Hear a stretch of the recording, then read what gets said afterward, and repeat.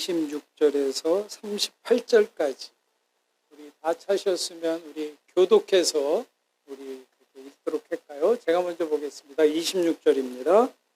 여섯째 달에 천사 가브리엘이 하나님의 보내심을 받아 갈릴리 나사렛이란 동네에 가서 다윗의 자손 요셉이라 하는 사람과 약혼한 처녀에게 이르니 그 처녀의 이름은 마리아라. 그에게 들어가 이르되 은혜를 받은 자여 평안할지어다 주께서 너와 함께 하시도다 하니 처녀가 그 말을 듣고 놀라 이런 인사가 어찌함인가 생각하매 천사가 이르되 마리아여 무서워하지 말라 네가 하나님께 은혜를 입었느니라.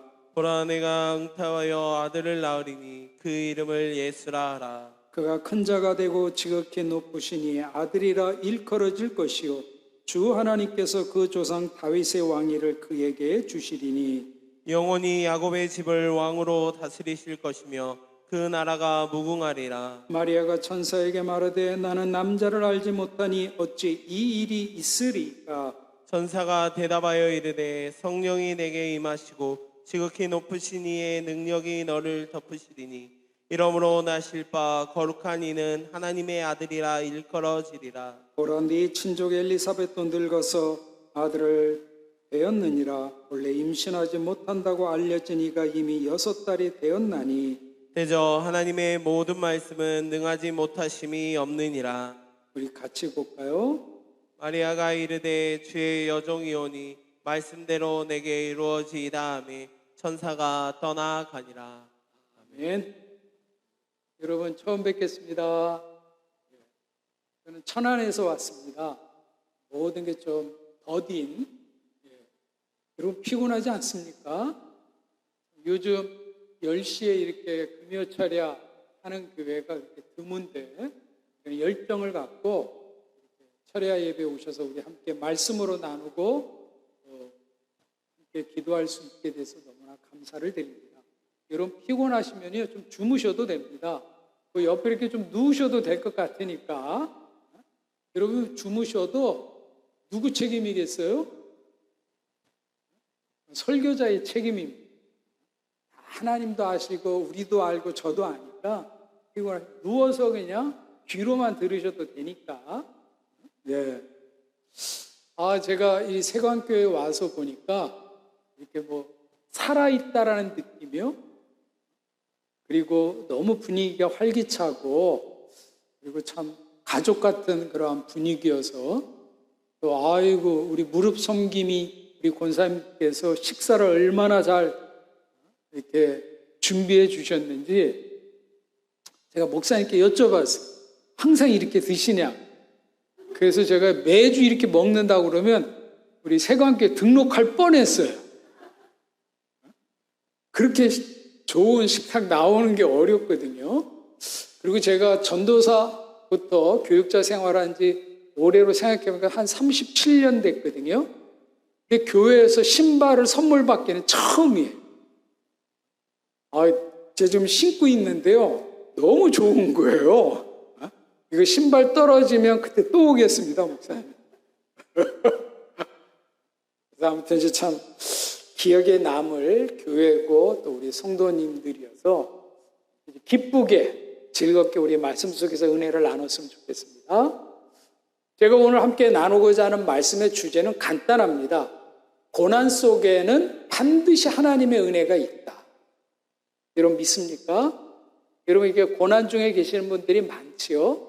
한 분 한 분씩 한번 나와서 이야기하라고 그러면 이거 2박 3일로도 안 될 것입니다. 가슴 속에 사연들이 얼마나 많겠습니까?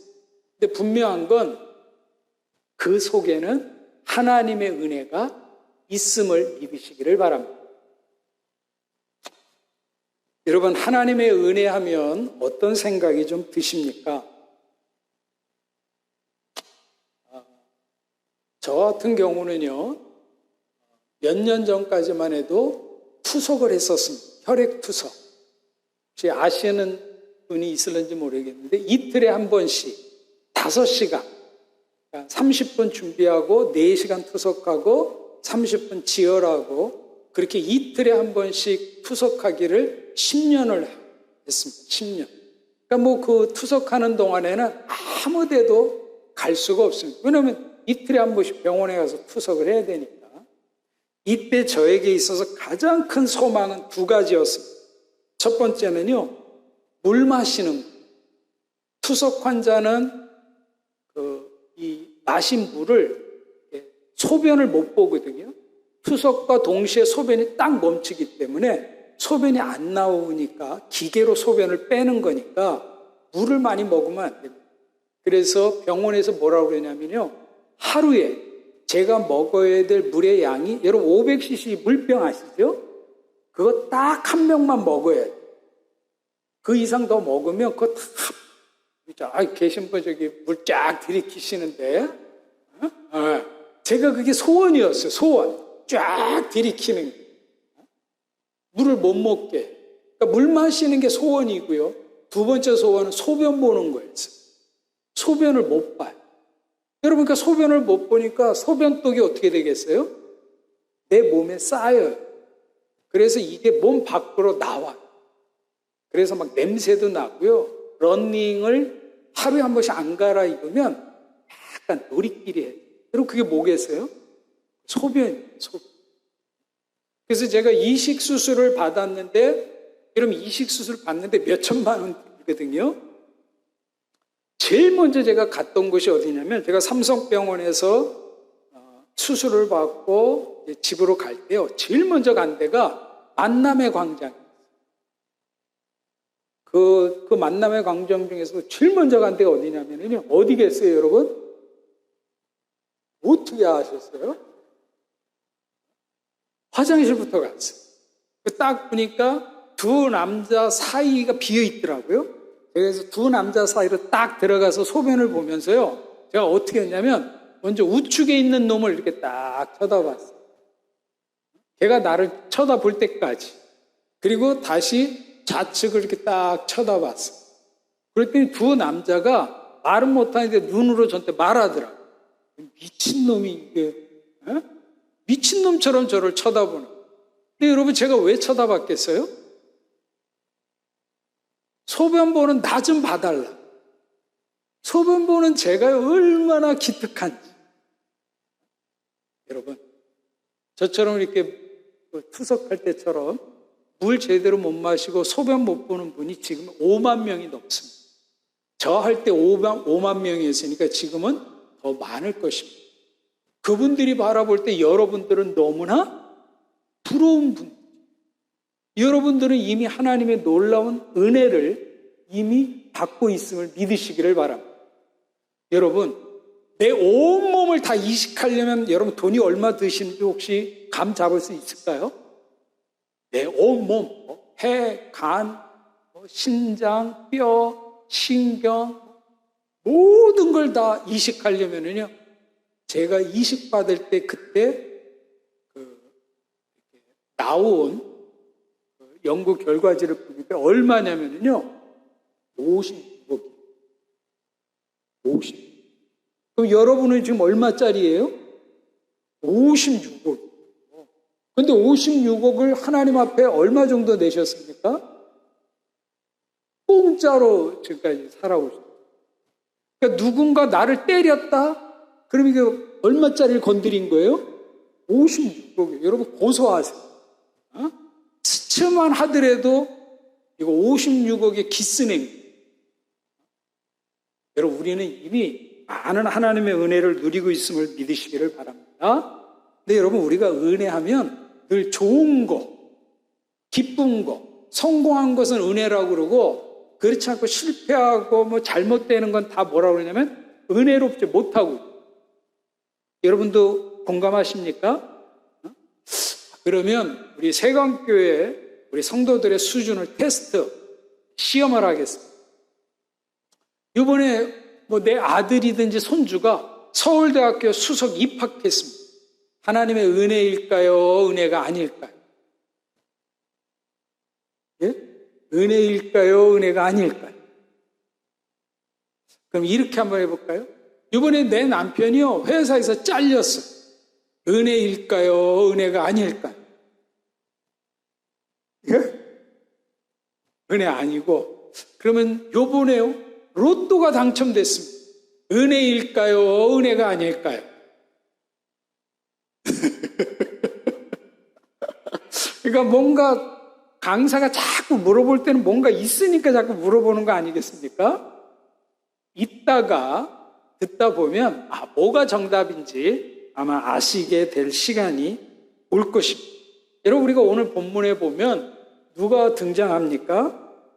26절, 27절에 보면 천사 가브리엘이 나타나는데 누구에게 지금 나타났을까요? 27절에 보니까 마리아. 여러분, 이 마리아는 누굴까요? 예수님의 어머니가 되실 분. 근데 여러분, 이 마리아에 대해서 27절에서 뭐라고 설명했습니까? 다윗의 자손 요셉과 약혼했다.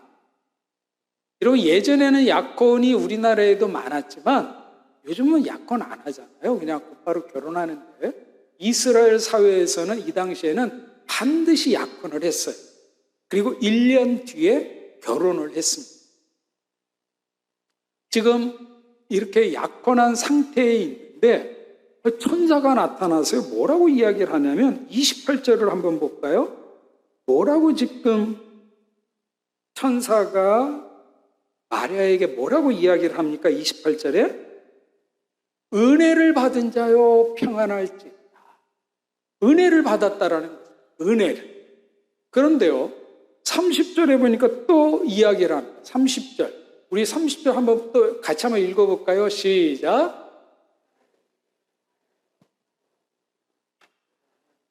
은혜를 입었느니라. 누구한테 은혜를 입었다고요? 근데 지금 이 마리아는 어떤 상태라고요? 약혼한 상태. 혹시 여기에 지금 처자들, 결혼을 안 한 처자들이 있을런지 모르겠는데, 내가 이제 결혼을 앞두고 있는데 하나님이 꿈에 나타나서 내가 너에게 은혜를 주겠다. 그럼 여러분 뭐라고 대답하시겠어요? 우리 자매들? 뭐가 필요할까요? 내가 어디서 물어봤더니 그러더라. 목사님, 작은 게 좋더라. 이렇게 반짝반짝거리고 큰 것보다는 작은 거, 빛나는 거. 여러분, 하나님이 주시려고 하면 그거 뭐 다이아 뭐 안 주시겠습니까? 뭐 집 한 채 안 주시겠습니까? 누가 주신다고요? 하나님이 은혜를 주신다고 했으니까. 그러니까 아마 마리아도요, 기대가 컸을 것입니다. 그런데 여러분, 마리아는 지금 어떤 상태라고 그랬죠? 약혼한 상태. 이 약혼을 1년 동안 갖게 한 이유는 결혼 준비를 하도록 하는 것이죠. 남편을 이제 어떻게 하면 잘 모실 수 있을까? 또 이제 어머니가 될 텐데 어머니로서의 어떤 도리, 그리고 이제 자녀를 낳게 되면 엄마로서의 어떤 책임과 역할들을 1년 동안 잘 준비해야 됩니다. 근데 여러분, 이때 마리아가 해서는 안 되는, 요셉도 해서는 안 되는 유일한 한 가지가 딱 있습니다. 그게 뭐였겠어요? 그건 바로 뭐였냐면 혼전 순결이었습니다. 절대로 임신을 하면 안 됩니다. 그거는 콩가루 집안, 못 배운 남자와 여자인 거예요. 그런데 여러분, 만약에 마리아가 요셉이 아닌 다른 남자를 통해서 결혼하기도 전에 임신을 했다. 이러면 이 마리아는 어떻게 될까요? 예? 구약에 보니까 뭐라고 그랬습니까? 돌로, 신명기에 보면 동네 사람들이 가운데다 놓고 부정한 여인이라 해서 돌로 쳐서 죽여버려. 그러니까 마리아는 이제 딱 한 가지만 지키면 돼요. 1년 동안 자기 몸만 잘 지키면 됩니다. 자, 이런 상황인데 하나님이요, 은혜를 주신다는 거예요. 이거 막 기대가 되지 않겠습니까? 반지를 주실까, 집을 주실까, 뭘 주실까? 이러는데 하나님이 그 은혜의 내용을 말씀을 하십니다. 그 내용이 31절입니다. 뭔가 우리 한번 같이 한번 읽어볼까요? 하나님이 주시는 거니까 좋은 거겠죠? 같이 한번 보겠습니다. 시작. 보라, 내가 잉태하여 아들을 낳으리니 그 이름을 예수라 하라. 아멘입니까? 아멘이 아닙니까? 예? 왜? 하나님의 말씀에 왜 아멘들을 안 하세요? 아멘이십니까? 노멘이십니까? 아멘? 어? 남 인생이라고 이렇게 함부로 아멘 하시면 안 됩니다. 지금 마리아가 어떻게 생겼어요, 지금? 돌에 맞아 죽게 생겼어요. 그리고 누가 제일 열받았겠어요? 요셉이 얼마나 배신감에 실을 떨겠어요. 아니, 이 여자가. 여러분들 우리는 알잖아요. 성령에 의해서 잉태된 거 알잖아요. 근데 여러분, 성령에 잉태된 거는 온 인류 역사상 마리아 딱 처음이자 마지막. 이걸 누가 믿습니까? 이걸 누가 믿어요? 여러분, 요셉도 믿을 수가 없었어요. 그러니까 이제 마리아는 만약에 요셉이요, 이거 내가 했다, 이렇게 뒤집었으면 요셉과 마리아가 같이 욕 바가지를 얻어먹고 그냥 콩가루 집안으로 그렇게 이제 인정받겠지만 목숨은 구하겠죠. 근데 요셉이, 야, 마리아, 너 도대체 어디서 어떤 놈을 만나가지고 이렇게 임신했냐라고 뻥끗만 하면 마리아는 어떻게 되는 겁니까? 이건 돌에 맞아 죽는 거예요. 근데 하나님은 마리아에게 뭐라고 그래요? 은혜를 내가 너에게 줬다라는 거죠. 여러분, 이런 은혜 받고 싶습니까? 예? 이게 은혜라고 느껴지십니까? 이게 좋은 일이고 기쁜 일이고 성공한 일입니까? 마리아에게 있어서는 이거 너무나 불행한 일이, 정말 피하고 싶은 일이에요. 고난 중에 이런 고난이 없습니다. 근데 여러분, 마리아가 어떻게 했습니까? 38절에 38절 말씀 우리 같이 한번 읽어볼까요? 시작. 마리아가 이르되 주여 여종이 오니 말씀대로 내게 이루어지이다 하매 천사가 떠가니. 마리아가 어떻게 하겠다고 그랬습니까? 그것을 내가 이 모든 상황을 다 받아들여. 죽을 수도 있지만, 내가 이 고난으로 죽을 수 있고 우리 집안이 망할 수 있고 내 자식이 이번에 대학교 떨어지고 내 남편이 직장이 망해가지고 우리가 길거리에 나서게 된다 할지라도 하나님의 말씀이라면 내가 이것을 받아. 여러분, 이게 마리아의 믿음입니다. 여러분, 이걸 아무도 안 알아줬는데요, 이거를 알아주게 된 결정적인 계기가 있었습니다. 그건 바로 예수님께서 내가 메시아요, 구원자라고 공생애를 시작할 때 비로소 마리아가 성령으로 잉태됐구나. 여러분, 그 시간이 얼마나 걸렸겠어요? 30년. 그러니까 여러분, 30년 동안 마리아는요, 온 동네에서 손가락질과 뒤에서 뒷담화를 얼마나 많이 했겠어요. 제 품행이 안 좋아. 결혼도 하기 전에 임신한 여자야. 하면서 온 동네방네에서 비방하고 욕하고요. 아마 함께 하지도 않았을 것입니다. 마실 갈 데도 없었을 것입니다. 근데 이걸 받아들이겠다라는 것입니다. 이러한 믿음이 어디서 나왔겠습니까? 여러분, 바로 37절입니다. 37절. 마리아의 믿음의 핵심. 같이 봅니다. 시작. 대저 하나님의 모든 말씀은 능하지 못하심이 없느니라. 뭐에 대한 믿음입니까? 하나님의 말씀에 대한 믿음. 그리고 하나님의 말씀은 분명히 이루어지고 하나님의 말씀이 옳고 그러면 분명히 증거되어질 것이라는 믿음. 내가 지금은 성령으로 잉태된 것을 어느 누구에게도 말할 수 없고 받아들일 수 없지만 이것이 하나님의 뜻이라고 한다면 내가 이것을 받아들이고 나를 통해서 하나님의 뜻을 이루어야 되겠다라는 하나님의 말씀에 대한 신뢰가 있었기 때문에 평소에 받아들일 수 없는 일이었지만 이것을 마리아가 받아들였다라는 사실입니다. 할렐루야. 그러니까 여러분, 여기서 우리가 정리해야 될 게 있습니다. 단순히 좋은 일, 기쁜 일, 즐거운 일이 은혜가 아니라 또 나쁜 일, 고통스러운 일, 이게 그냥 단순히 고난이 아니라 여기서 중요한 것은요, 기쁜 일이건 슬픈 일이건 그 속에 하나님의 뜻과 계획과 섭리가 담겨져 있다면 그것은 하나님의 뜻이요 은혜라는 사실입니다. 근데 여러분, 아무리 좋은 일이지만 그 속에 하나님의 뜻과 계획과 섭리가 없으면 아무리 로또가 당첨이 되고 이번에 분양 아파트가 됐다 할지라도 하나님의 뜻이 아니라면 그건 하나님의 은혜가 아니라는 것입니다. 여러분 공감하시겠습니까? 인정하십니까? 그러면 이제 아까 답 됐죠? 이번에 내 남편이요, 직장에 뚝 떨어졌어요. 은혜일까요? 은혜가 아닐까요? 처음부터 다시 설교해야 됩니까? 은혜일까요? 은혜가 아닐까요? 은혜인지 은혜가 아닌지는 모르겠으나 거기에 뭐가 담겨져 있어야 된다고요?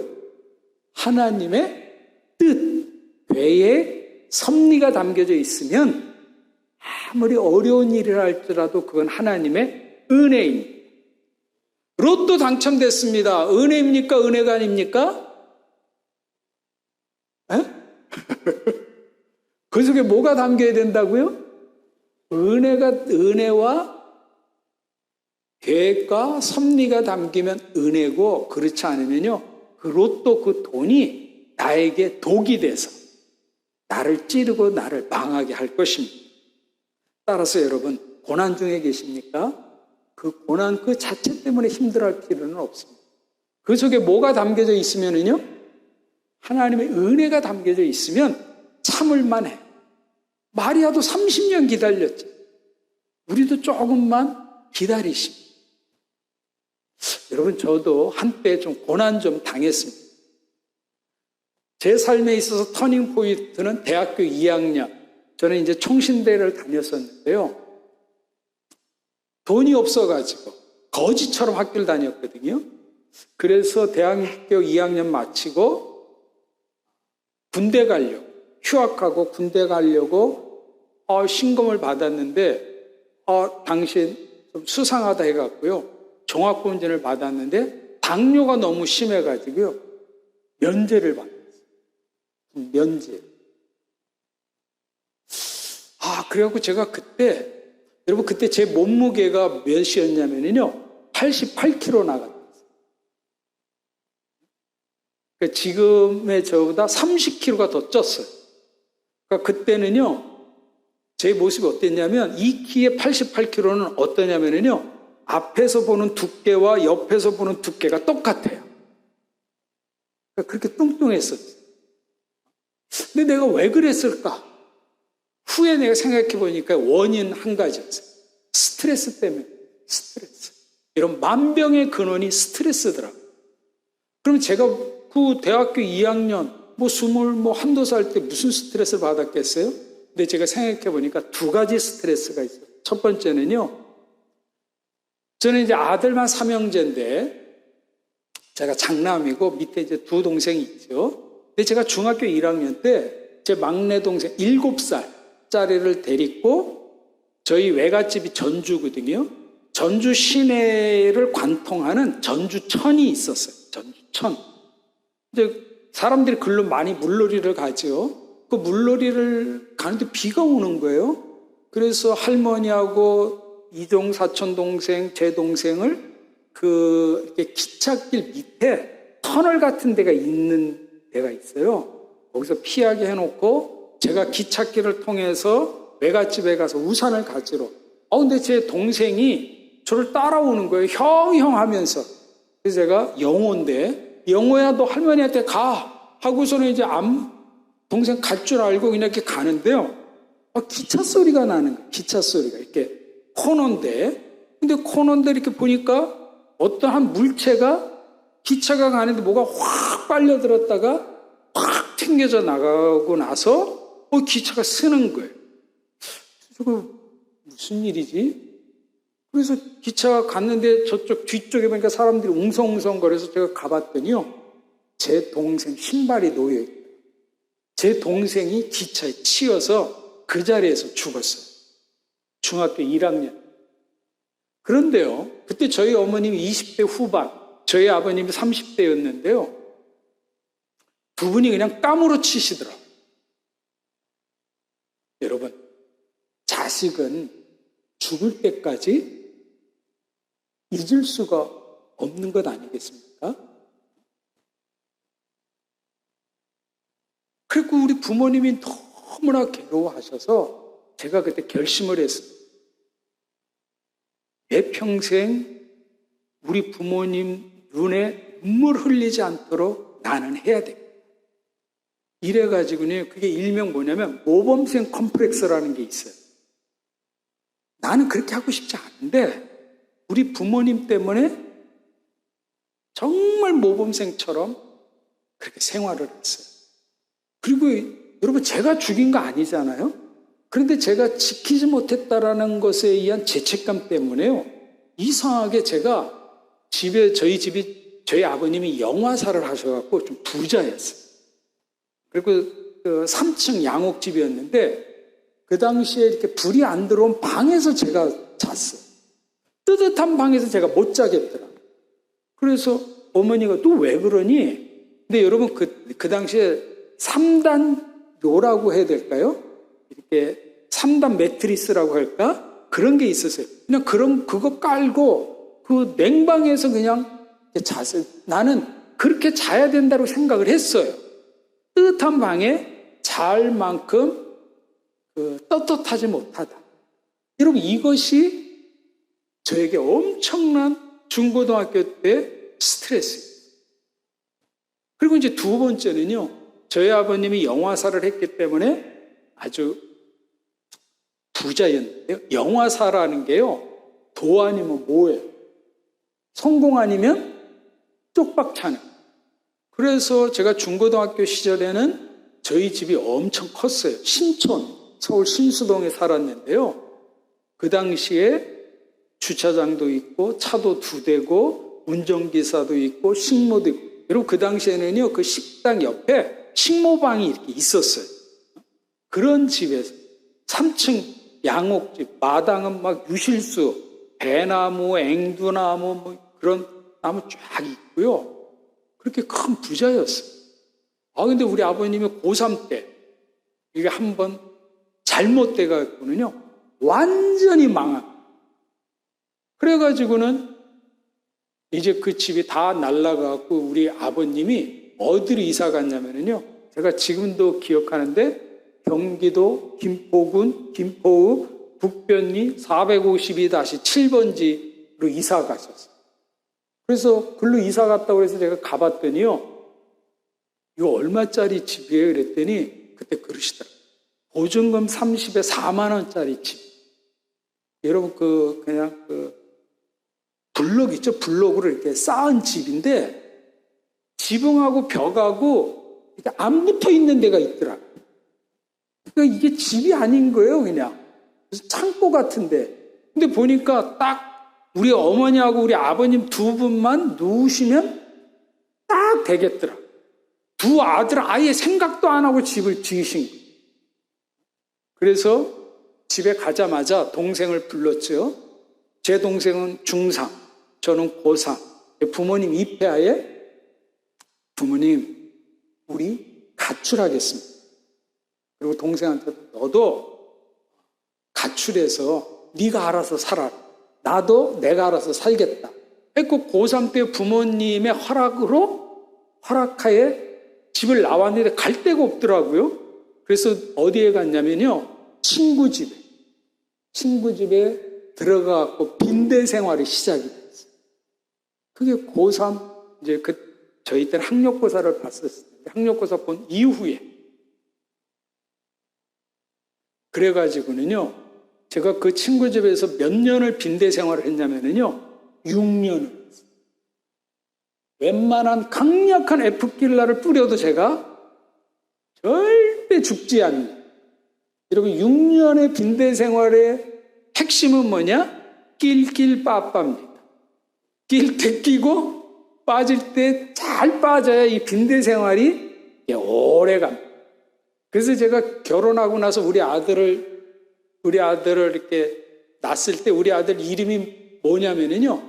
영빈 이렇게 졌어요. 영빈. 뜻이 뭘까요?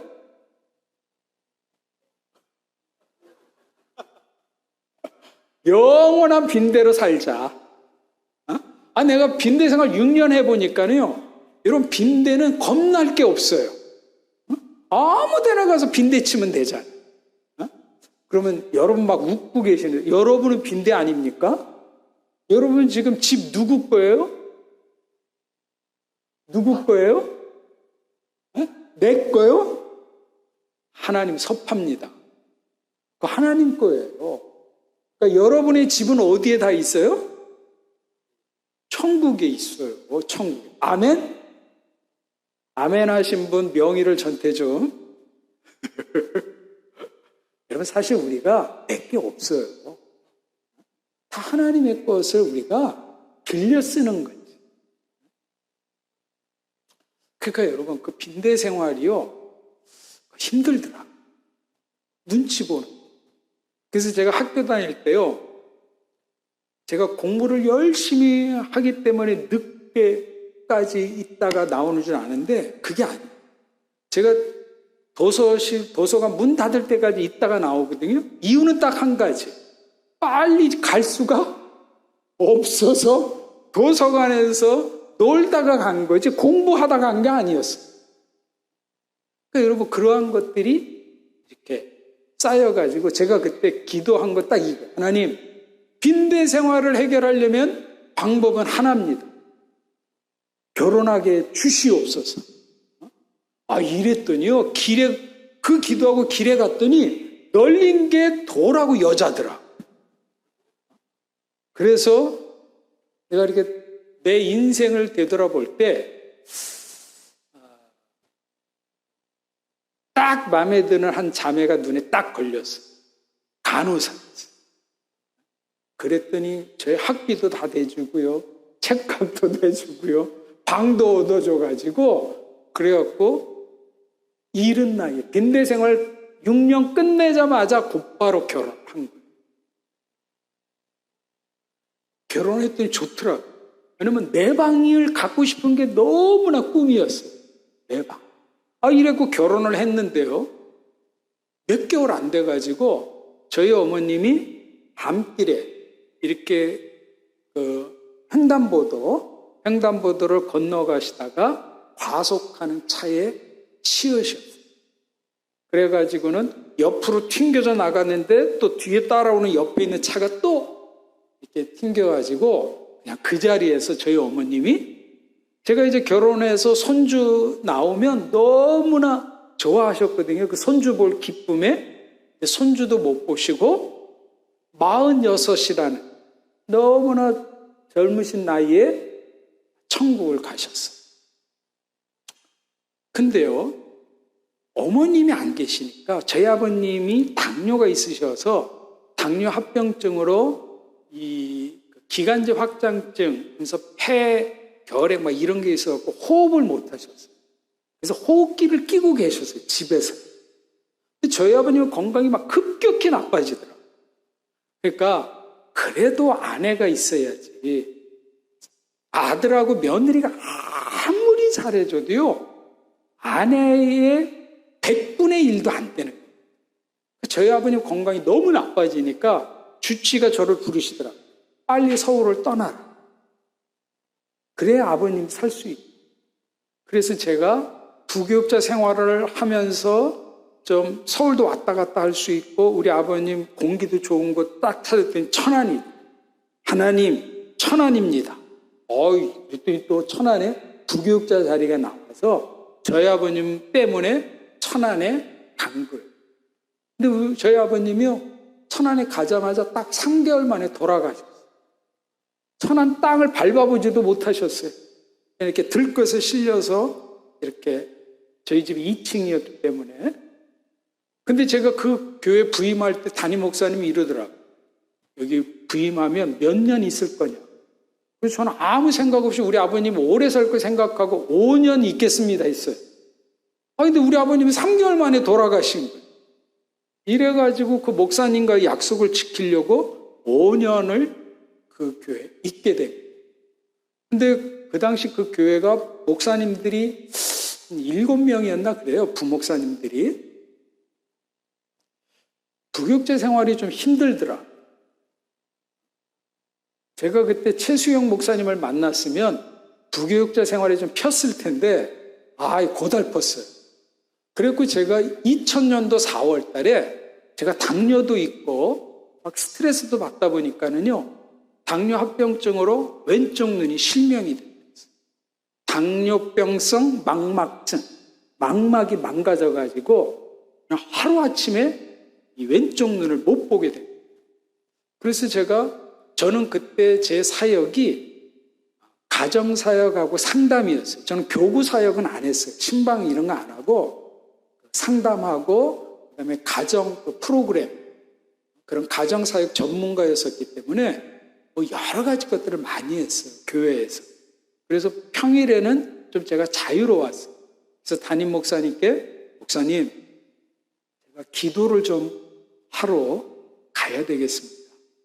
이래가지고 목사님이 허락해 주셔가지고 월요일이면 개나리고찜을 딱 싸고, 여러분 오산에 가면 광흥기도원이라고 있거든요. 좋은 기도원입니다. 그 광흥기도원을 다니기 시작한 한 4개월을 다녔어요. 근데 이제 그 광흥기도원만 있으면 심심하잖아요. 그래서 거기다가 베이스 캠프를 해놓고 전국에 있는 기도원, 은사 있는 목사님 많고요. 뭐 은사 있는 권사님들도 되게 많더라고요. 그래서 뭐 은사 있는 곳이면 그냥 어디든지 가서 대가리 들이밀고 기도해달라고, 이 눈뜨게 눈 좀 떠보려고. 병원에서는 안 된다고 하니 4개월을 그렇게 했는데 안 되더라고요. 그리고 기도도 잘 안 돼요. 하나님 내 눈뜨게 해주세요. 이 기도가 안 되더라고요. 그러던 가운데 하나님이 저에게 말씀을 주시더라고요. 개척해. 저는 개척의 생각조차도 없었는데, 근데 여러분 하나님의 명령이니까 어떡합니까? 순종해야지. 또 순종하면 압니까? 눈이 떠질 수 있잖아요. 주거니 받거니 해야지. 하나님이 저한테 개척교회 해랬으니까 저도 순종하면 하나님이 눈뜨게 해줄 줄 알고 목사님한테 와서, 목사님 저 이제 5년 됐으니까 이제 그만두겠습니다. 12월까지 하고 그만두는데 제가 콜링을 받았습니다. 개척하라고. 그래서 목사님 허락해 주시면 제가 천안에서 개척하고 싶습니다. 그때 목사님이요 허락해 줬어요. 천안에서 개척해라. 단 못 도와준다. 감사하다고. 그래서 집에서 개척을 한 거예요. 그래서 2001년 1월 셋째 주에 개척을 한 거예요. 근데 여러분, 제가 경험한 하나님은요, 어떤 하나님이냐면 이런 하나님. 여러분, 이런 말 있잖아요. 병 주고, 약 주고, 고난 주고 또 뭐 주시겠어요, 하나님이요? 은혜 주고. 이것만 깨달으신 분은 이제 집에 가셔도 돼요. 제 이야기가 계속 이 이야기니까. 하나님이 이 시력 한쪽 눈을 잃게 하시고서는 개척교회를 하시게 했잖아요. 그런데 제가 이제 안 하려고 할까봐 막 은혜를 주셨고 1년 만에 한 100명이 모입니다. 그래가지고는 4년 만에 이렇게 조그만 건물인데, 학원 건물인데 지하 1층, 지상 4층짜리 건물, 조그만 건물을 대출도 끼고 해갖고 사서 교회도 이전해서 이렇게 부흥을 하게 됐어요. 그런데요, 개척을 하니까 여러 가지 일들이 참 많이 일어나요. 이건 개척하신 분들은 다 아실 겁니다. 스트레스를 많이 받는 거예요. 권사님하고 집사님하고 싸우고 나서는요, 자기 편 안 들어줬다고 저를 욕해요. 뭐 이런 식인 거예요, 교회는. 개척교회는. 그리고 제가 2005년 12월 달에 너무 스트레스를 받아갖고 쓰러져 버렸어요. 근데 쓰러졌는데 이쪽 눈이, 오른쪽 눈이 또 실명이 돼요. 그리고 천안에는 순천향대학병원이 있거든요. 거기를 갔더니 환자분은 지금 눈이 문제가 아니라 당뇨로 당신 죽는다고 그러더라고요. 여러분 혹시 당뇨 계십니까? 아시는 분 제가 그때 당화혈색소가 14가 나오더라고요. 14. 보통 5.7이 정상이고 병원에서는 6.5 이렇게 하라고 하거든요. 7.5 넘으면 합병증 온다는데 저는 14한 거예요. 14. 그러니까 당신은 좀 죽는다 해가지고 당뇨 치료를 좀 받았고 당뇨를 안정시키고 나서 안과를 갔더니요. 늦었다. 망막이 똑같이 망막이 망해가지고 망가져서 장님으로 살아야 돼요. 여러분 그래서 2005년 12월부터 안 보이고 두 눈을 다 실명. 여러분 제 인생에 있어서 제일 고통스러운 게 장님이었어요. 왜냐하면 늘 눈으로 보고 뭘 하던 사람이 안 보이니까는요. 너무나 답답해요. 24시간이 너무나 그리고요. 자존감도 너무나 떨어지고요. 밖에 나갈 수가 없는 거예요. 왜 못 나가냐? 화장실 문제 때문에. 안 보이는데 제가 혼자 어디 화장실을 갑니까? 그러니까 저희 집사람이 저를 데리고 남자 화장실 가면 제가 눈은 깜빡이는데 멀쩡한 놈이 오니까 집사람 손에 이끌려서 그것도 싫고요. 또 제일 열받을 때가 언제냐면 밥 먹을 때. 여러분 반찬을 제가 못 집으니까 밥을 이렇게 뜨면 우리 집사람이 반찬을 이렇게 주는데요. 여러분 사람이요. 반찬을 자기가 이렇게 집을 때는 자기 간에 맞춰서 먹는 거예요. 짜면 좀 반찬을 좀 덜 먹고 싱거우면 반찬을 더 먹으면 되잖아요. 근데 여러분 저는 그럴 선택의 여지가 없어요. 누가 주는 대로 먹어야 돼요? 아내가. 그러니까 둘 중에 하나. 짜든지 싱겁든지. 그러니 여러분 365일 밥맛이 없는 거예요. 그냥 간이 안 맞지. 그러니까 너무나 좌절이 돼. 하나님 이럴 수 있습니다. 내가 뭘 잘못했길래. 근데 제 주치의가 이러더라고요. 서울에 가서 한번 안과를 잘하는 대학병원이 있으니까 거기 가서 한번 진찰을 받아봐요. 그래서 제가 2월 달에 갔어요. 2006년 2월에 갔어요. 그랬더니 그 병원에서 이러더라고요. 환자분, 수술을 하면 눈이 뜰 확률이 10%입니다. 그런데 저는 이제 돈 들어가고 하니까 10%인데 내가 하지 말라라는 말을 못 하겠습니다. 환자분이 선택하십시오. 자, 여러분 같으면 하겠어요? 안 하겠어요? 예? 궁금하지요? 경험해 보시면 알 겁니다. 하게 될지 안 하게 될지. 여러분 무조건 하죠. 안 보이는데 1%만 있어도 하는 것 아니겠습니까? 그래가지고는 2월 달에 수술을 했는데요. 여러분 망막은 저 안쪽에 있어요. 눈 안쪽에. 그럼 여러분 저 망막 안쪽에 그 망막이 떨어져 나갔거든요. 저는 그 떨어져 나간 걸 붙여야 되는데 저 떨어진 망막을 어떻게 붙여야 될까요, 여러분? 신기하지 않습니까? 눈구멍은 얼마나죠? 눈구멍은 요만하죠, 여러분도. 눈알은요? 윗도말. 이거 어떻게 수술해야 될까요? 뒤통수 구멍 뚫어가지고 해야 될까요? 내가 이렇게 물어봤더니 어떤 분이 이러더라고요. 목사님, 옆에 뼈 쭉 잘라가지고 이렇게 빼가지고 이렇게 들어 올려가지고 빼가지고 이렇게 해야 되는 거 아니냐? 그렇게 할 수가 없어요. 눈 안에 이게 크거든요. 여러분 눈 수술을 어떻게 하냐면요. 흰 눈동자 있죠? 흰 눈동자를 드릴로 구멍을 뚫어요. 그래갖고 일단 여기다 마취를 안 해요. 전신 마취 안 하고요. 여기 주사 한 대 놓으면 여기 전체가 마취가 돼요. 머리가. 그리고 나서 제가 신기한 건 여러분 눈 수술해야 되니까 눈이 깜빡이면 되겠어요? 안 되겠어요? 안 되니까 눈 수술보 있잖아요? 수술보를 해가지고 내 생각에 이게 꼬맨 건지 아니면 집게로 찝었는지는 모르겠는데 1시간 반 동안 눈을 깜빡이면 안 돼요. 그리고 이제 막 눈에다가 마취약을 막 엄청 뿌린 다음에 드릴로 드르르 이런 소리가 나요. 드르르 하다가 뻥 소리가 나요. 뻥은 왜냐면 요 눈 안이 진공이거든요. 근데 글로 드릴이 들어가면 뻥 소리가 나요. 근데 여러분, 망막이 떨어지면 여러분은 안 보이는데요, 내 요 눈 안에서 벌어지는 건 보이더라고요. 그런데 하나가 쑥 들어오는데 좀 있으니까 또 하나 또 뚫어요. 그래서 말을 해요, 의사가. 수술하면서. 하나 또 들어갑니다. 그리고 또 드르륵 하고 뻥. 근데 여러분, 하나는요, 뭐가 들어오냐면 가위가 들어요. 그 구멍을 뚫어서 글로 내시경이 들어와요. 내시경. 아주 얇은. 근데 그 안에 가위가 들어요. 가위가 이렇게 써는 게 보여요. 그 두 번째는 물이 들어와요. 물. 그리고 물로 이렇게 피를 씻어내는 거예요. 근데 물 쏘면 여러분 그 호수에 돌 던지면 물이 이렇게 너울 치듯이 그렇게 보여요. 하나는 뭐가 들어오냐면요, 지져야 될 거 아니에요? 그러니까 레이저가 들어오고. 근데 레이저가 들어오는데 레이저가 쏘면은요, 이 세상에서 이렇게 아름다운 불꽃쇼는 본 적이 없어요. 여러분 궁금하지 않습니까?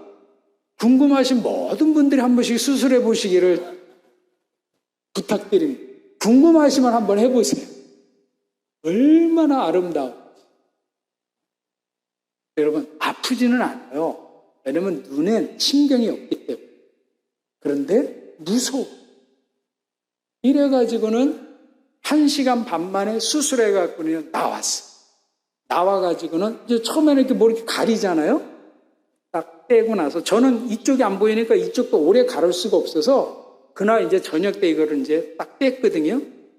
딱 떼는데 저도 하나님 믿습니다. 제가 얼마나 기도했겠어요. 하나님 보이게 해달라. 그래갖고 제가 눈을 딱 떴습니다. 봤을까요? 못 봤을까요? 네? 봤으면 여기 안 옵니다. 간질거리가 안 되잖아. 봤으면 그냥 제가 제 인생 살았겠지. 안 보이는. 그래가지고는 의사가 뭐 또 두고 보자. 그래서 일주일에 한 번씩 가서 이제 눈 치료하고 어떤지 상태를 보는데 넷째 주가 됐는데 이러더라고요. 환자분, 재수술해야 되겠습니다. 재발됐습니다. 이번에는 망막이 찢어졌습니다. 이러. 제가 그때 목요일 날 갔어요. 여러분, 하늘이 어때요? 무너지. 나는 이제 좀만 있으면 볼 줄 알았는데 다시 또 재발했고 또 뭐가 제일 걱정이에요? 이것도 해야 되잖아요. 또 이 구멍 뚫어가지고. 여러분, 그 구멍을 뚫고 나서는요, 흰눈동자를 꼬매거든요. 그러니까 이게 너무나 무서운 거예요. 그래가지고는 뭐 응급으로 들어왔으니까 이제 거기는 소아 안과병동이 있더라고요. 그래갖고 6인실에 제가 들어갔습니다. 다 아이들만 5명이 있습니다. 저는 쫄따구고, 그래가지고는 쫄따구는 6인실에 어디에 침대가 있겠어요? 예? 화장실 옆에. 그러니까 문? 하루 옆에. 제가 그때 입원했을 때는 화장실이 그 안에 없었어요. 병실 안에. 그때가 2006년도여가지고 없더라고요. 그냥 문 옆에 그냥 제 침실이 있는 거예요. 그리고 5명이 있는데 그 당시에 거기는 특징이 뭐였냐면 요즘은 커튼이 다 있었는데 그 당시에 병원에 커튼 없었어요. 그리고 그 커튼이 있더라고요. 그러니까 안 보이니까 누구한테 원망이 가겠어요? 하나님한테 원망이. 하나님이 이럴 수 있습니까? 그래서 하나님에 대한 그 원망과 불평만 갖고 커튼 딱 치고 그냥 양반다리 하고 그냥 불만과 막 이런 걸 가득 차가지고요 있는데 이때 이제 신방을 오시더라고요. 목사다 보니까 아는 사람이 오는데 여러분, 신방 가서 해서는 안 되는 2가지 말이 있다는 걸 제가 그때 깨달았어요. 신방 가서는 절대 해서는 안 되는 말이 있습니다. 궁금하죠? 첫 번째는요, 기도합시다. 여러분, 거기까지 올 때까지 환자 입장에서 얼마나 기도했겠어요. 기도했는데도 안 돼갖고 병원에 입원해 있는데 목사님, 기도하겠습니다. 우리 함께 기도합시다. 열받더라. 너 다음에 두고 보자. 너 기도 되나? 이런 마음이 듭니다. 두 번째 열받는 말이 뭐냐면요. 힘내세요. 힘내세요. 이거 힘이 납니까? 열받아갖고는요, 지금 미치겠는데, 누구라도 날 건드리면 지금 싸울 판인데, 힘이 납니까? 여러분, 절대 그런 말 하지 마세요. 그냥 가만히 손만 잡아주는 게 최고입니다. 그냥 그 옆에 앉아만 주는 게 최고입니다. 괜히 뭐 이렇게 위로한답시고 말 잘못 던졌다가는 평생 원수가 될 수 있어요. 그리고 제가 이제 열받아갖고 이렇게 있는데 그 5명 아이들이요. 왜 왔는지 저는 안 보이니까 모르는데요. 제가 2박 3일 있는 동안 얘네들이 왜 왔는지 다 알겠더라. 심지어요. 그 집안에 무슨 일이 벌어지는지 다 알겠더라. 어떻게 알 수 있었을까요? 예? 그 5명의 아줌마들이요. 이게 이빨이 얼마나 센지. 그러나 그때 처음 알은 게요. 남편 욕을 그렇게 하더라고요. 그리고 저도 우리 집사람 어디 가는 거 못 가게 해요. 저 욕할 거 아니에요, 나가면. 그리고 우리 집사람 병원에 입원했을 때 그 자리를 비우 떠나질 않았어요. 욕할까 봐. 그때 알았어요. 그러면서 심지어 그 남편이 무슨 일 하는지, 무슨 짓을 했는지 다 알겠더라고요. 그래서 저는 이제 금요일 날 다시 또 이 수술하고요. 토요일 날 했는데, 금요일 날 저녁 안대를 다시 딱 풀었습니다. 보였을까요? 안 보였어요? 예? 보였으면 안 왔다니까요, 여기. 또 꽝인 거예요, 또 꽝. 그리고 토요일 날 돼가지고는 좌절되죠. 근데 이제 4명 아이들이 퇴원을 했어요. 그리고 저희 집 사람도 이제 연락이 와서 원무과 수속을 받으러 갔는데, 제가요, 커튼을 치고 있었는데, 그때 갑자기 무슨 일이 생겼냐면, 여러분, 제일 그 6인실의 오야지는 어디에 있을까요? 침대가? 창가에. 저랑, 대각선의 창가에 있는 그쪽에서, 노랫소리가 들리는 거예요. 복음성. 근데 무슨 복음성가? 이 복음성가 있어요. 하나님은 너를 지키신다. 여러분 아시죠? 근데 여러분 그 애가 여자아이인데 2살 됐는지 3살 됐는지는 모르겠는데 걔가 왜 왔냐면 집에서 놀다가 좀 극성 맞았나 봐요. 어디서 뛰다가 이렇게 뛰어내렸는데 잘못되고 연필이 눈에 꽂힌 거예요. 그리고 연필이 꽂힌 채로 그 병원에 왔대. 그러니까 걔는 퇴원할 수가 없어요. 의안을 끼우지 않는 한은. 그러니까 걔는 오래 있어야 돼요. 그러니까 여러분, 엄마가 그렇게 한 거 아니잖아요?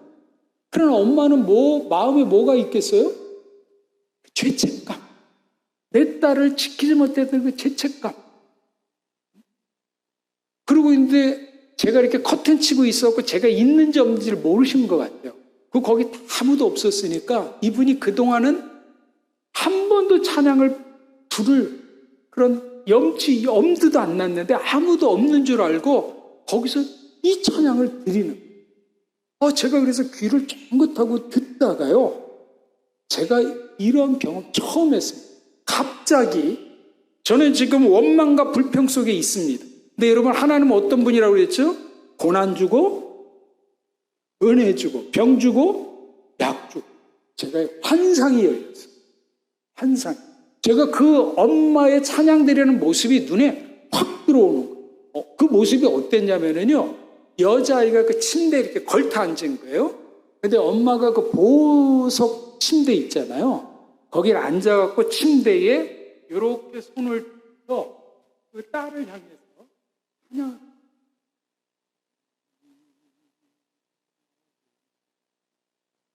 얼마나 죄책감이 많았어요. 얼마나 미안해요. 근데 여러분, 제가 깜짝 놀란 건 뭐였냐면 그 아기 엄마 뒤에 예수님께서 그 아기 엄마를 이렇게 안아주고 계시다. 제가 이것을 보는 순간 확 돌아버렸어요. 하나님이 주시는 환상. 그러면서 제 마음에 불덩어리가 떨어지는 것 같아가지고 제가 있을 수가 없는 거예요. 그래서 제가 커튼을 확 쳤어요. 아마 그 어머니요, 심장마비로 죽을 뻔했을 거예요. 그리고 이제 제가 안 보이니까 제가 이렇게 하는데요. 눈은 깜빡이는데 안 보이니까 자꾸 눈을 감게 되더라고요. 눈을 감고 제가 옆에 침대로 이렇게 가가지고 가운데 침대로 오니까 그 엄마가 놀래가지고 가운데 침대로 오시더라고요. 그래서 제가 이야기했습니다. 자매님, 저는 목사입니다. 제가 지금 환상을 봤습니다. 자매님이 찬양을 드리고 있을 때에 내가 보니까 자매님 뒤에 예수님이 자매님을 끌어안고 계십니다. 이 말과 동시에 그 엄마가요, 툭 주저앉아. 그러면서 울기 시작하는데, 여러분 막 너무 슬프면 큰 소리도 울지도 못해요. 뭐 여러분 흐느끼는 거 있죠? 흐느끼는 거. 근데 이분이 울지도 못했던 거예요. 그동안. 근데 울만한 양심도 없었던 거예요. 그런데 자기 뒤에 예수님이 자기를 끌어안고 있다는 이 말에 이 어머니가 그동안 가슴에 쌓였던 것이 그냥 한순간에 폭발하고 이분이 막 어마어마하게 우시죠. 근데 이제 저는 가야 되잖아요. 그래서 제가 자매님, 미안한데 내가 따님을 위해서 한번 축복 기도했으면 좋겠어요. 또 이분이 너무 좋아하시더라고요. 너무 감사하다고. 그래서 제 손을 붙잡고 딸한테 가고 제가 그 딸한테 내가 목사인데 내가 기도해 줄 테니까 눈 감고 기도하자고 했더니 얘가 가만히. 그래서 제가 그 아이의 머리에 손을 얹고 기도를 하는데요. 내가 그때 이런 걸 느꼈어요. 내가 그 아이를 위해서 축복하며 기도하는데 내가 입으로 기도를 하는데 그 기도 내용을 가만히 들어보니까 하나님이 나를 위로하신다라는 느낌이 들더라. 내가 그 아이를 위해서 기도하는 게 아니더라. 하나님이 나를 통해서 하나님께서 저에게 해주시고 싶은 말씀을 내 입술을 통해서 나에게 말씀해 주신 이게 하나님의 은혜구나. 이래가지고는요, 제가 안 보이죠.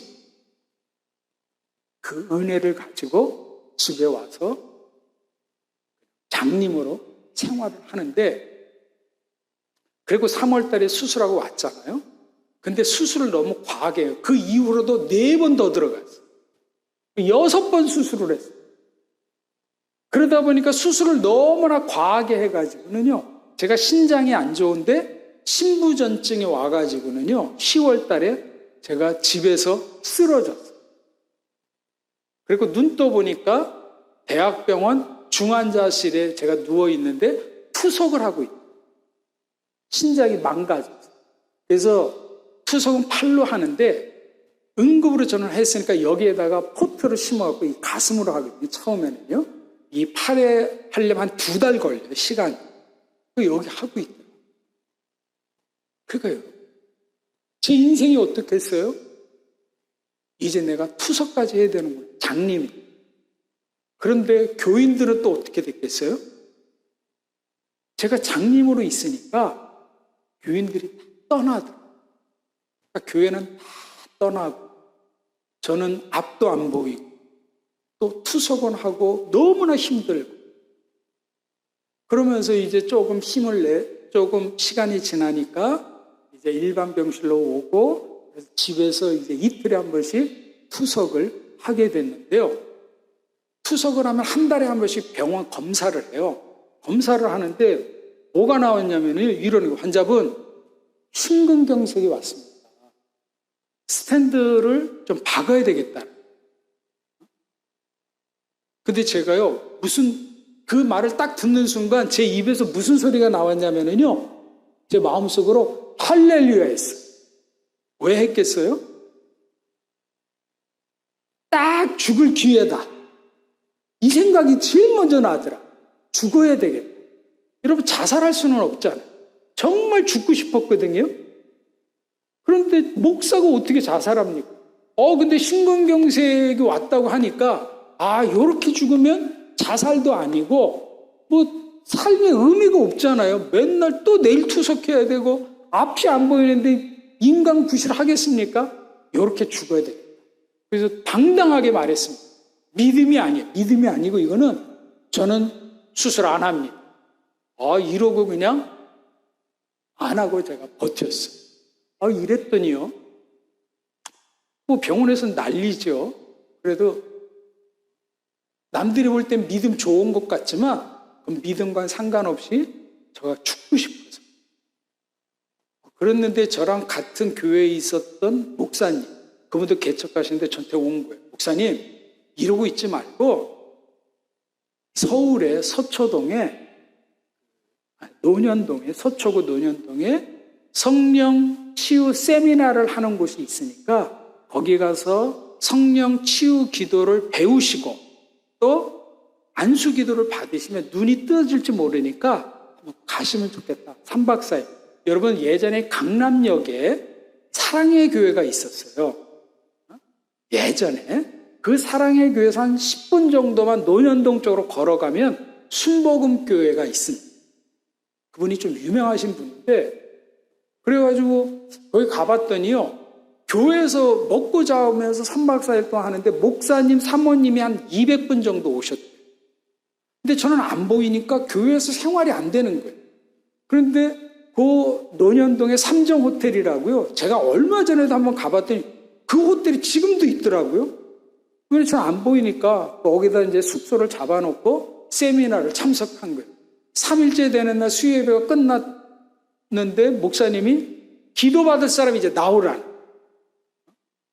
그런데 그 이제 뒤에 우리 집사람한테 이야기를 들어보니까는요, 기도받을 사람 나오라고 하니까는요, 다들 우리를 쳐다보고, 제가 맨 뒤에 있었거든요. 여러분, 왜 저를 쳐다봤겠어요? 제가 그때 깨달은 게 있는데, 목사님들이 믿음이 없구나. 왜 저를 쳐다봤냐면, 당신이 먼저 나가서, 제가 장님인 거 다 아니까, 눈이 떠지면 그 다음에 자기도 기도받겠다라는 거지. 그런 거 아니겠습니까? 날 쳐다보는 거는. 이래갖고 제가 1번으로 나온 거예요. 그러니까 이제 목사님이, 제가 안 보이는 거 아시니까 목사님도 아마 걱정이 컸을 것 같아요. 성령 치유 기도를 했는데 이거 눈이 안 열리면 어떻게 되는 거예요? 세미나? 꽝이잖아요, 꽝. 그러니까 목사님이 그냥 나를 놓고 머리에다가 막 그냥 안찰도 하고 안수도 하고 막 얼마나, 아마 그 목사님도 자기 생존을 걸고 기도하신 것 같아요. 세게 기도하니까 이제 다른 분들도 오시고요. 그런 데 가니까 보조 목사가 있더라고요. 기도해주는 또. 그러니까 이 목사님이 이제 기도가 끝나니까 보조 목사님들이 막 얼마나 걸렸는지 모르겠는데 한 20-30분 했던 것 같아요. 막 옆에서도 막 하고. 마음에 막 믿음이 생기는. 이제 됐다.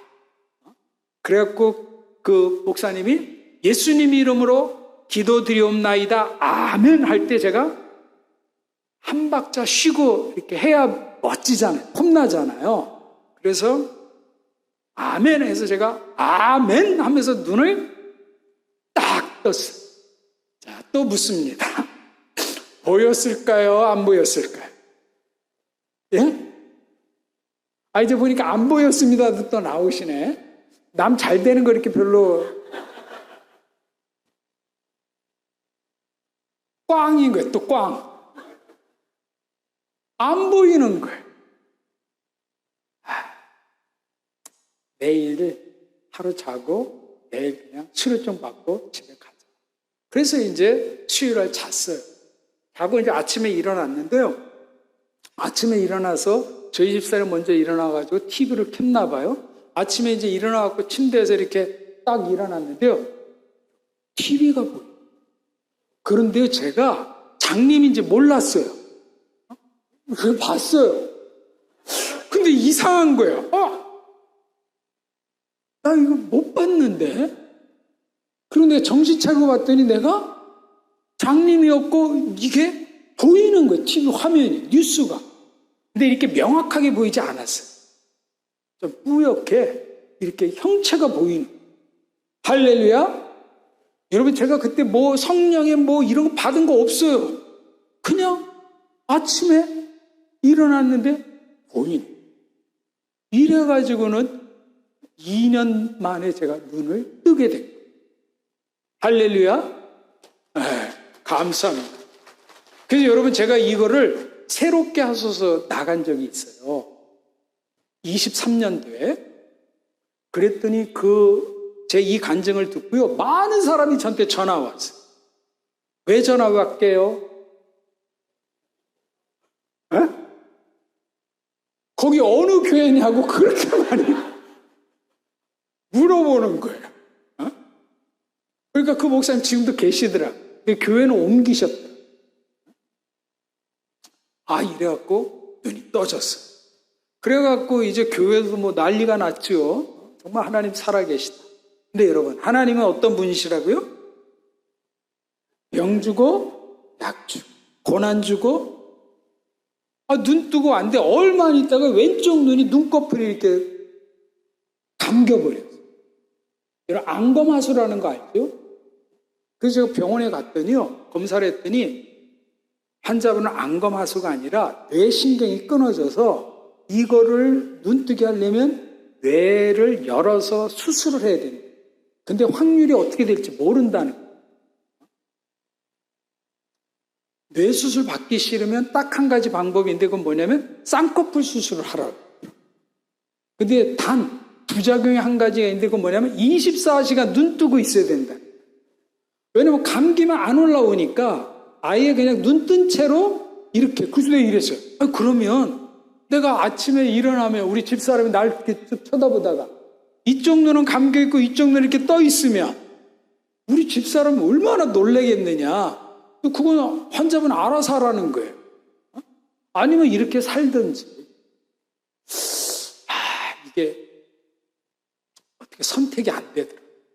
그래서 제가 안대를 하고 주일날 교인들한테 가서 이야기를 했어요. 제가 이래서 이렇게 했다. 그랬더니 교인들이요, 쥐죽은 듯이 조용하더라고요. 근데 눈으로 나한테 말을 하요. 눈으로. 교인. 뭐라고 말을 했을 것 같으세요, 여러분? 여러분 같으면 뭐라고 말하겠어요? 이러더라고. 참 가지가지한다. 우리 교인들이 그런 눈빛으로 날 쳐다보는. 가지가지한다. 이제 또 이쪽 눈까지. 그러니까 이제 내가 참 민망하잖아요. 그러니까 이제 그 목사님이 또 온 거야. 그 이 목사님이. 목사님, 우리 기도합시다. 이래가지고는 같은 부교육자 했던 다른 이제 두 목사님, 사모님. 그러니까 세 목사님, 사모님, 저희 집사람, 저 8사람들이 수요일 날, 주일날 예배 끝나면 그 이 목사님 교회에 모여서 수요일 날 2시간, 주일 날 3시간 성령 치유 기도를 저를 놓고 기도를 한 거예요. 하나님 믿습니다 하면서 그냥 막 세게 기도를 했는데요. 여러분, 신기한 게요. 기도를 하면 조금씩 눈이 열리는. 여러분, 기도에 능력이 있음을 믿으시기를 바랍니다. 여러분, 그런데요, 기도에 부작용이 있다라는 말 들어보셨습니까? 기도의 부작용. 제가요, 이 눈이요, 2달 만에 눈이 떠졌어요. 그러니까 그 기도하시는 분들도 자기도 기도했지만 설마 떠질까 싶었는데 떠지니까 이분들이 막 신나가지고 눈이 떠질 때마다 막 너무 세게 기도하고 이러고 2달 만에 기도를 멈추고 봤더니요, 이 눈이 너무 커져 버렸어요. 너무 많이 떠져 버린 거예요. 그리고 짝짝이 눈이 됐어요. 그러니까 여러분, 이때 기도를 얼마만 했었어야 되는 거예요? 1달 반 했었어야 되는 거예요.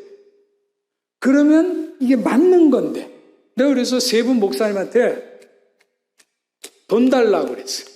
그래서 이거 좀 눈을 좀 쌍꺼풀 수술을 해서 이거 맞춰야 되겠다.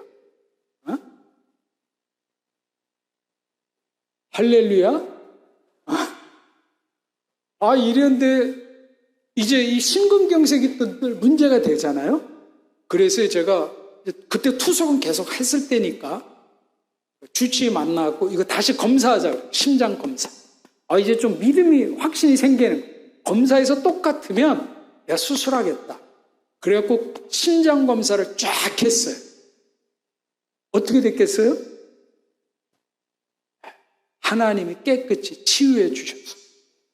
그래서 지금까지 멀쩡하게 살아있는 것이죠. 그게 2008년도.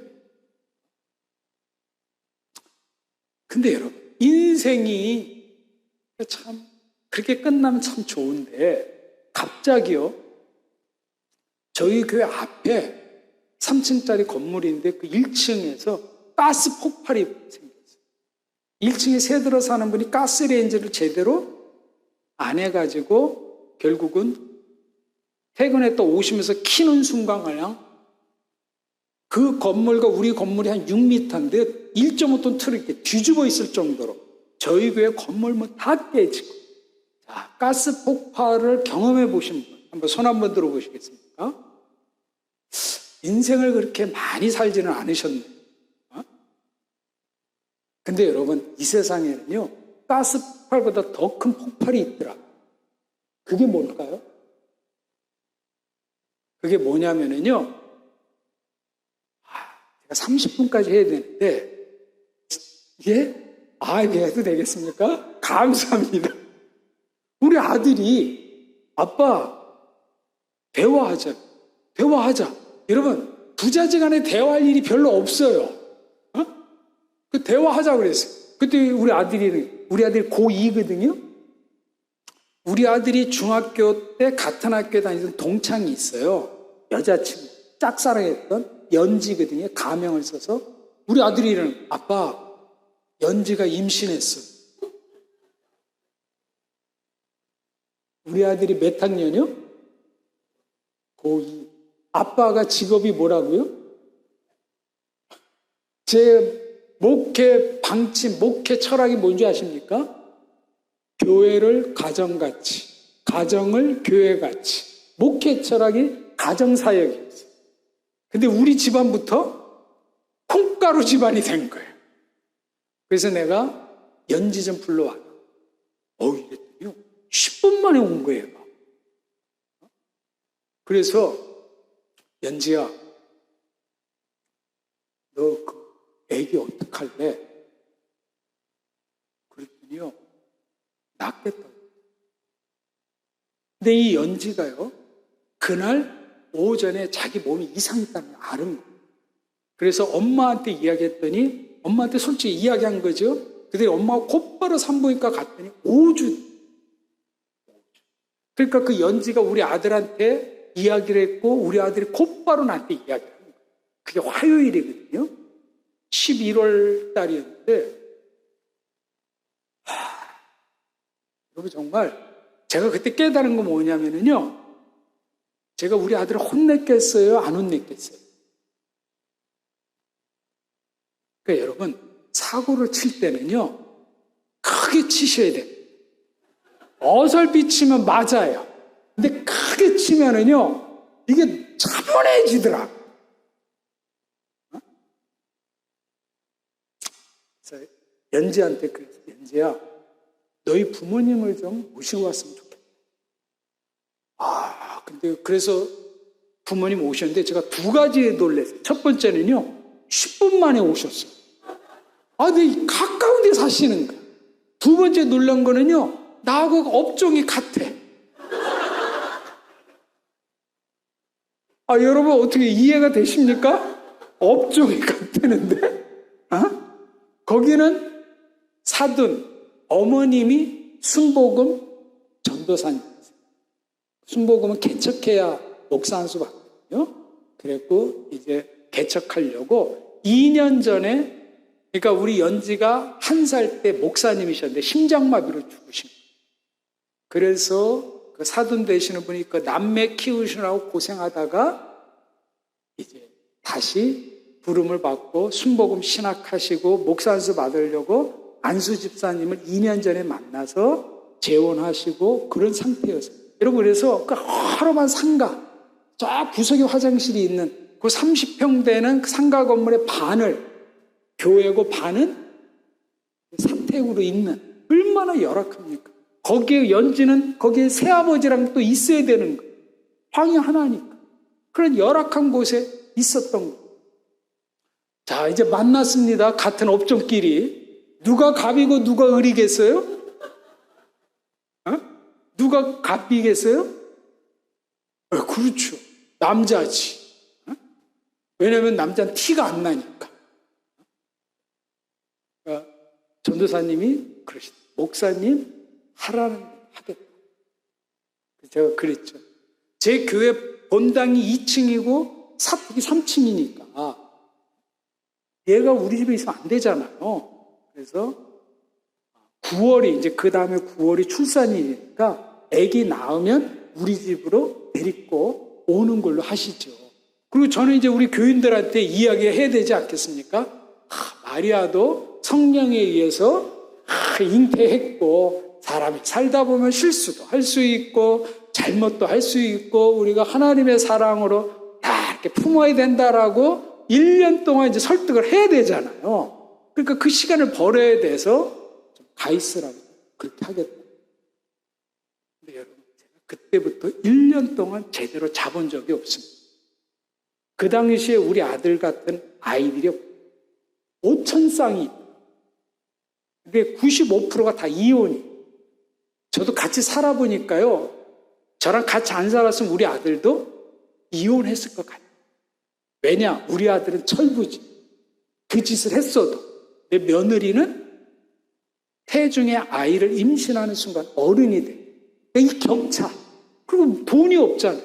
이건 100% 이혼입니다. 그러니까 얘네들이 이혼할 생각만 드는 거예요. 그 얘네들 앞날을 생각하니까 정말 캄캄하고 잠을 잘 수가 없는 거예요. 근데 이제 그 다음날 수요일이잖아요. 수요일날 가서 무슨 설교했는지 모르겠어요. 수요 예배 끝나고 이제 3층에 사택 올라왔는데 문 앞에 이따만한 가방이 있는 거예요. 연지가 보따리 싸갖고 온 거예요, 집에. 우리 집에서 살겠다는 거예요. 그 열악하다고 그랬잖아요. 그래서 안 된다. 내가 이랬어요. 너가 여기 있으면 내가 잘려. 그렇잖아요. 너 제발 갔으면 좋겠다. 제가 그때 또 깨달은 게 뭐냐면요. 강청기도는 이렇게 하는 거다라는 걸 깨달았어요. 얘가 막 울고불고 저 못 갑니다. 저 여기 살게 해주세요. 얼마나 강청을 하든지 우리 집사람이 이러는, 여보, 이러면 애기가 위험해. 그냥 받아줍시다. 근데 우리 집사람이 받아주겠다는데 제가 어떡하겠어요? 여러분, 그래서요, 인류 역사상 화요일 날 며느리 얼굴 보고요, 수요일부터 같이 살았어요. 이래가지고는 9월달 됐는데요, 우리 며느리가 아버님, 저 애 낳으러 갔다 오겠다. 그래, 빨리 가라. 그럼 이따 시어머니랑 나랑 우리가 조금 있다가 가겠다. 그래서 조금 있다 갔어요. 갔더니요, 애를 이미 낳아 있더라고. 그래서 내가 이거 어떻게 된 일이냐 그랬더니 우리 며느리 이러더라고. 아버님, 힘 한번 세게 줬더니 나오더래요. 우리 며느리가 몇 살이었냐면 19. 젊으니까. 그래서 여러분 수요일날 저희 집에 와서 이제 같이 살잖아요. 제일 먼저 간 데가 학교였어요. 담임선생님한테 말해야 되잖아요. 그러니까 우리 며느리 학교 갔더니 담임선생님 배불러 오면 퇴학이니까 자퇴하고 검정고시 하라고. 그래서 빨리 자퇴하고 검정고시해서 걔는 출산하기 전에 고등학교 졸업하고 우리 아들 학교 갔더니 담임선생님이 이러더라고요. 남자는 티 안 나니까 그냥 다녀도 됩니다. 이러더라고요. 그래서 우리 아들은 고등학교 쭉 다니고. 그래서 그 다음 해에 우리 아들이 9월 달에 큰 아기를 낳았어요. 여러분, 제가 지금은 웃고 이야기했지만 웃을 일이 아닌 거예요. 여러분, 그 사연을 쓰면 책 한 권 나올 수 있어요. 여러분, 어머니들은 다 이해가 되시죠? 19살 며느리가 무슨 철이 있겠습니까? 그런데 너무 젊다 보니까 조금 지나가지고는요, 저희 집에 편지가 왔어요. 국방부로부터. 뭐가 왔냐면 영장이 왔어요. 영장이 오전에. 그거를 보는 순간 답답하다. 근데 그때 이제 오후에 우리 며느리가 또 전화가 왔어요. 아버님, 저 둘째 임신했대요. 이러는 거예요. 영장 받은 그날. 근데 내가 말이 안 나고, 얘야, 나 집에 빨리 와.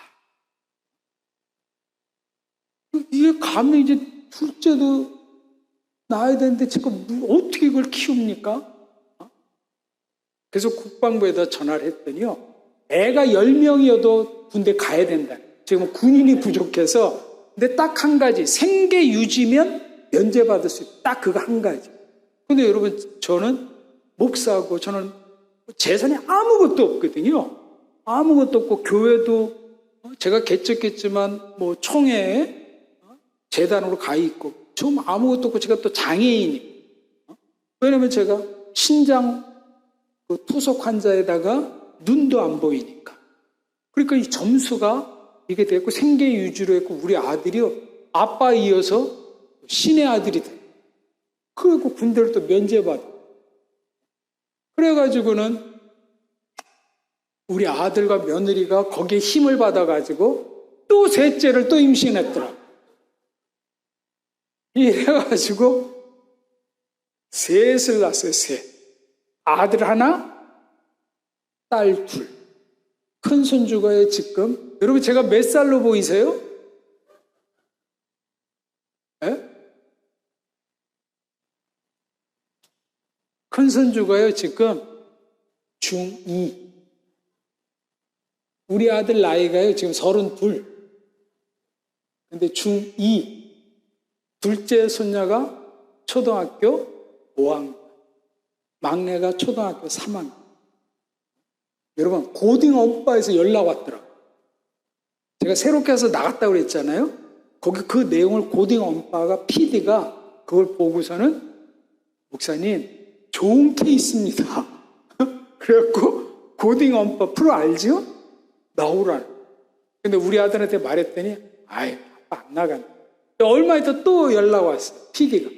요번에 출연료를 좀 많이 줄 테니까 나오라. 우리 아들이 이러더라. 아빠, 우리 아들 손녀들이 학교에서 놀림받습니다. 그래서 못 나가게. 근데 이래서 이제 아무튼 이제 그렇게 됐는데, 여러분, 제가 그 손주 때문에 정말 힘든 시간을 가졌어요. 그런데 왜 하나님이 우리 집안에, 이거 뭐 자랑할 일이 아니잖아요. 근데 왜 우리 집안에 이러한 일을 주셨을까? 그런데 제가 지나고 나서 봤더니요, 하나님이 저를 살릴 수 있어요. 여러분, 제가 이제 투석을 하게 되면, 끝날 때 되면 저희 집사람이 저를 데리러 와요. 제가 힘들어서 걷는 것조차도 힘드니까.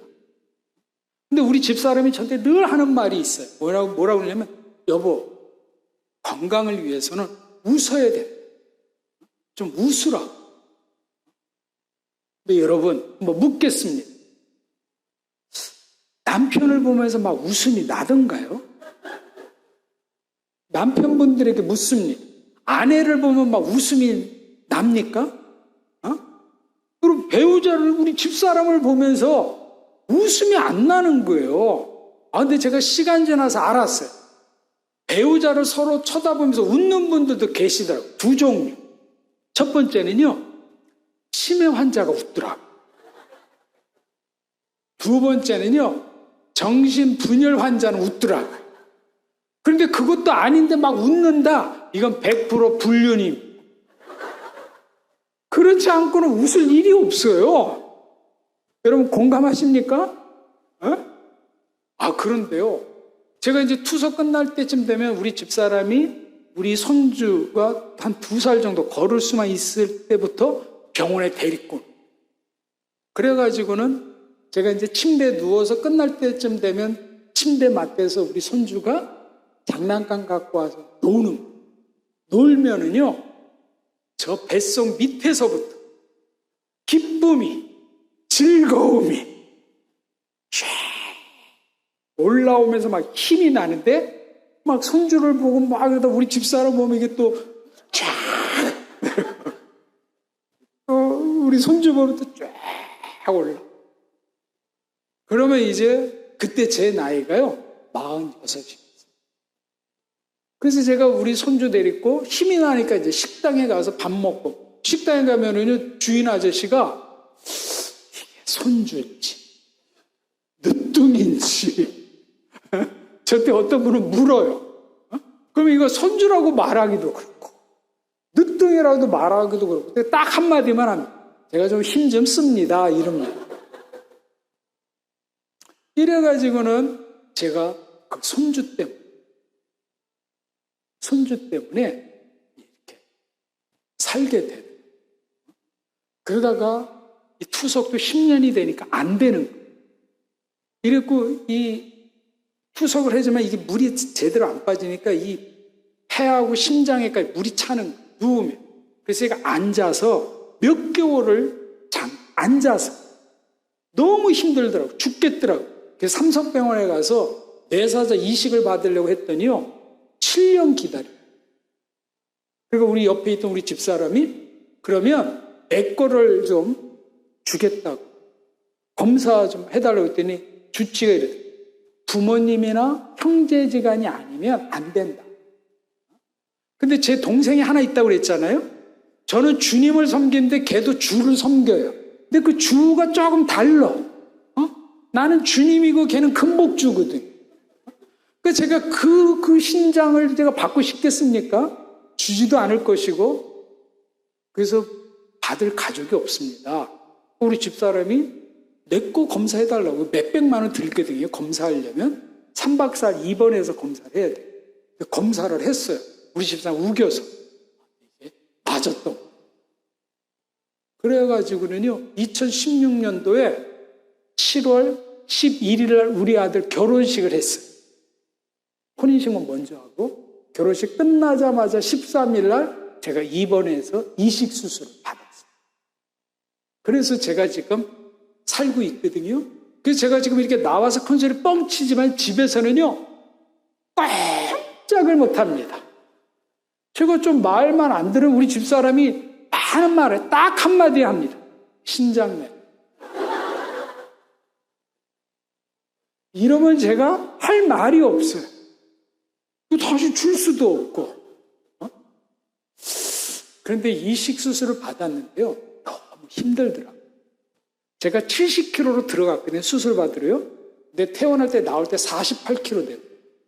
여러분 TV에 보면 이식 수술 받고 막 돌아다니는 사람 있죠? 다 뻥이에요. 돌아다닐 수가 없어요. 그래서 제가 도저히 교회는 가봤더니 성도가 다 나갔고 없어요. 성도가 없고, 그리고 제가 막 혈압이 너무 높고 말도 못하고 서지도 못하니까 교회에서 안식년 가라. 그래서 이제 안식년을 떠났는데 우리 교인들이 참 착해요. 여러분 우리 며느리가 수요일 날 그때 저희 집 와서 살았잖아요. 그 주에 제가 사직서를 쓰고 주일날 그 며느리 오라고 해가지고 제가 이야기 다 했어요. 솔직하게. 그래서 제가 책임지고 돈이 안 됐으니까 제가 그만두겠습니다 하고 사직서를 쓰고 성도들 결정하는 대로 따르겠습니다. 그랬더니 교인들끼리 상의하고 3층에 저희 사택에 올라왔고 이러더라고요. 목사님 지금 투석하고 있는데 지금 여기서 그만두고 어디 누가 목사님을 받아주겠습니까? 그리고 요즘 전도하기도 어려운데 주일학교 1명 늘고 청년도 1명, 목사님 2명 전도하셨습니다. 그러니까 그냥 계시라. 그러니까 참 고맙죠. 그리고 제가 손으로는 아닙니다. 근데 목 여기까지는 할렐루야, 아멘, 감사합니다. 근데 제가 몸과 손으로는 아니라고. 근데 어떡합니까? 교인들 말 들어야지. 그래서 있었는데 제가 너무 아프고 하니까 교인들이 다 떠나고. 그래도 어떻든지 부교육자한테 교회를 맡기고 저는 암 환자들이 생활하는 곳에 가서 암 환자들하고 생활을 하면서 암 환자들의 그 상황을 제가 리얼하게 봤어요. 그때 제가 결심했습니다. 하나님, 덤으로 사는 생명을 주신다면 내가 암 환자를 위해서 그리고 환자들을 위해서 살겠습니다. 그런 마음, 그래서 저는 환자들을 애인이라고 불러요. 환자라고 하지 않고. 하나님, 애인 100명만 주십시오. 여러분, 또 숫자를 걸고 기도할 때는요, 되도록이면 작게 하세요. 작게. 저도 10명만 했으면 제 인생이 편했을 텐데 100명 하는 바람에 지금은 100명이 훨씬 넘었어요. 그래서 지금은 이제 그 애인들을 돕는 일을 하는데 그분들을 도우려니까 내 몸은 안 좋지만 제가 2018년도에 내가 이분들을 돕기 위해서 내가 공부를 해야 되겠다. 치유에 대해서 공부해야 되겠다. 전인 치유 아시죠 여러분? 총체적 치유. 그래서 이거를 전문적으로 공부하는 대학원 석사과정에 2018년도 내 몸도 가누지도 못하는데 걷는 것조차도 어려운데 대학원에 들어가고는요 23년도까지 박사과정까지 공부하고 올해 2월 달에 여러분 제 자랑 좀 하겠습니다. 박사학위 땄어요. 네, 감사합니다. 제가 이 말씀을 드리는 이유는 뭐냐? 하나님이 고난도 주시고 또 뭐도 주신다고요? 은혜도 주시지만 그 은혜를 소중히 여기고 하나님 앞에 감사할 때 제 경험으로 뭐냐면 새로운 사명이 열리더라라는 것입니다. 그래서 지금은 저는 목회도 하지만 나머지 시간은 그 애인들, 환자들 제가 이렇게 교회 집회를 가면 목사님이 꼭 한두 분씩 소개해줘요. 목사님 이분을 좀 케어를 좀 해달라. 그러면 제가 전화로 그러니까 제 애인들 가운데 반은이 얼굴을 못 봤어요. 왜냐면 전화로만 하니까 만날 필요 없어요. 전화로. 근데 보통 1시간 내지 2시간 통화해요. 제가 어느 때는요 이렇게 시간을 봤더니 12시간 통화한 적도 있더라고요. 핸드폰으로. 근데 저는요 제 몸이 죽게 되어지면 끝까지 안 썩는 부분이 이 주둥아리일 거라고 생각이 들어요. 하도 말을 해서. 근데 여러분 전화를 12시간 해도 저는 힘들지 않더라고요. 그게 하나님이 주시는 은상, 사명을 감당. 따라서 사랑하는 성도 여러분, 너무 긴 시간 설교해서 너무 죄송합니다. 제가 드리고 싶은 말씀의 핵심은 뭡니까? 고난 속에는 뭐가 담겨져 있다고요? 하나님의 은혜. 그 은혜를 잘 간직하면 하나님이 나에게 뭘 주신다고요? 사명을 주시고요. 그 사명을 잘 감당할 수 있는 은사까지도 주신다. 아멘? 네. 오늘 말씀 끝.